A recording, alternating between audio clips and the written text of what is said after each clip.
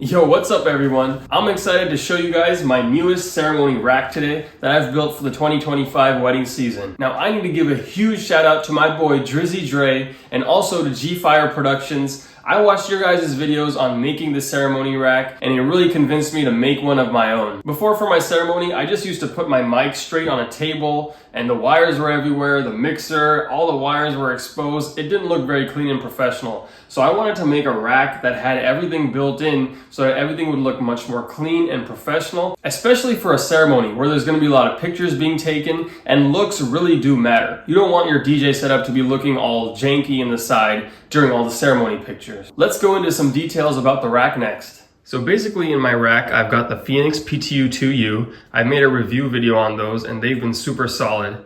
Usually the antennas on those are stuck in the back. So what I did is I bought this antenna extender from Phoenix Pro website. And basically what it does is it allows me to mount the antenna on the front. It takes up 1 unit of the rack, so I decided to put it up in the front here. That way I can leave the back of the rack closed and guests aren't seeing any wires coming out the back. Now you'll see on the bottom there, I've got my Yamaha MG10. And originally what I was thinking is that I have to run the wires outside to the mixer, plug them in, disconnect them every time I had a ceremony. But the nice thing is because I bought this 4-unit rack, I actually had enough space on the bottom to put my Yamaha MG10 mixer. So you can see that I have just enough of the mixture sticking out so that I can use all the controls.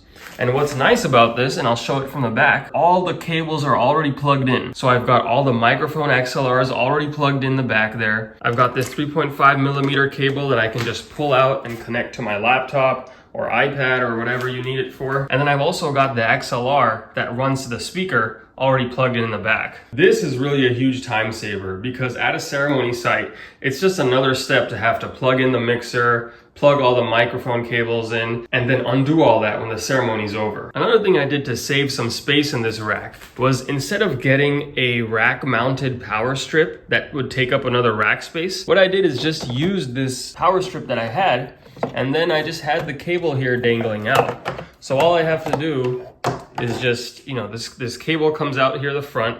I plug this into power or to my jackery, and then it's just a regular power strip back here that I've got my mics and my mixer already plugged into. Basically what I found is that to fit the mixer in here, I need about 2 units of space. And then I can still get my hand back there to get some controls if I need to. If I had that extra power strip out here in the front, then I wouldn't be able to have that space for my mixer. Having this power strip in here worked out just as well for me and also saved some space in my rack. One thing I'll mention about why I set up the mics on top and the antenna on the bottom. Usually the antenna, you want as high as possible. But the reason that I put the antenna on the bottom is because this is actually just a plate. You can see there's actually a lot of space back here. So when I slide my hand back here to control the mixer, I have a lot more real estate to move my hand around because this plate is here. If the mics were here, I'd be a lot more limited and wouldn't be able to put my hand as far back. If you want even more space, you can always buy a bigger rack. You can buy a 6-unit. That'll give you plenty of space to put your hand back there. But I wanted to keep things as small, as portable as possible.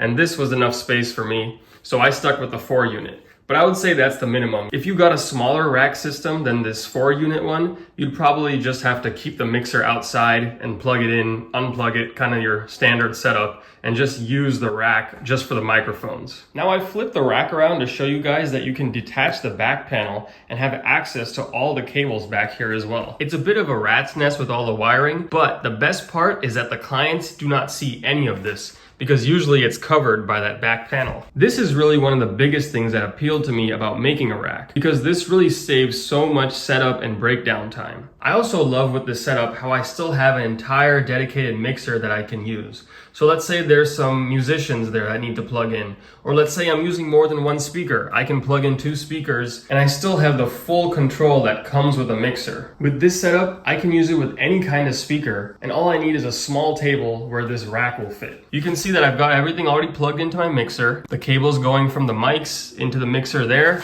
and then I've got the speaker out, which also goes out the front so that I can just plug that into the speaker. I've got my power strip here with everything already plugged in, and then there's plenty of space on that power strip if you need to charge your phone, charge your laptop. Also, one more thing, as you can see here, what I decided to do was Velcro down all these components. So the wires are all kind of wrapped up and taped, and then I've got Velcro for the power strip, I've also got Velcro for the mixer so that it doesn't really move while I'm transporting it. So here we go. Here's what it looks like with the back panel back on. And just so you can get an idea, this is basically all the client will see. They won't see any wires or anything hanging out because all of the wires are coming out from this side where I'll be standing. So basically for a small ceremony setup, the only cables that'll be coming out of this will be the XLR out that goes to the speaker, the power cable that goes to that power strip that I have that powers everything, and then I've also got this aux cable that I ran out from the mixer and that can connect to my laptop or an iPad or whatever you use.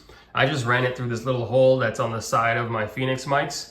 But that can also, come out of anywhere else of the rack too. While most of the mixer is covered up, if you have an emergency, you can always pop off the back panel during an event and have access to the entire thing. And then during the ceremony itself, you got the volume knobs all right here, easily accessible, which is the main thing you need access to. So I hope that video helped anyone that was interested in upgrading their ceremony system or making a rack for their ceremonies coming up. Now to wrap up the video, I'm gonna show you guys how easy it is to break this thing down. All I gotta do is unplug my laptop, put the aux cable here to the side. I can fold down all the antennas. The nice thing is I don't have to unplug the antennas anymore. They just fold like this. Unplug the speaker, stuff that cable in there, just unplug the power, wrap that cable a bit, stuff that one in there, and then I grab my cover and just push all the cables in, push this thing, and we've got some of those road case clips on the side. Close that and do the same thing here. And there we go. Put the laptop away and this thing is ready to go. Thanks for watching my video. I hope that helped somebody out there. Again, huge shout out to DJ Drizzy and G-Fire. You guys really inspired me and came through with your own videos. I hope this video helps someone else out there as well.